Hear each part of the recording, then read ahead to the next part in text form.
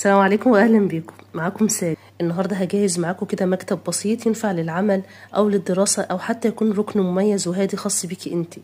جبت شويه حاجات كده جديده وهنرتبهم مع بعض خطوه بخطوه لحد ما نوصل لشكل نهائي مريح ومبهج. خليكي معايا لاخر الفيديو وصلي على النبي، اللهم صل وسلم وزد وبارك على نبينا محمد وعلى اله وصحبه اجمعين. انزل اشتركي في القناه وتابعيني عشان تشوفي الفيديوهات الجديده اول ما تنزل. اول بقى حاجه جبتها في المشتريات بتاعتي كان المج ده شكله كده عجبني، شكله شيك كده وحلو وبسيط، للمشروبات البارده زي الايس كوفي، العصاير، بس ما اعتقدش ان هو يستحمل الحاجات السخنه لان هو الازاز بتاعه خفيف.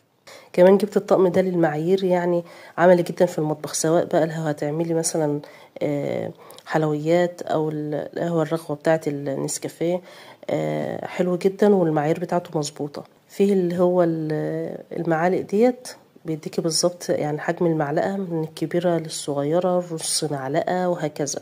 والكوبايات كمان، يعني الكبيره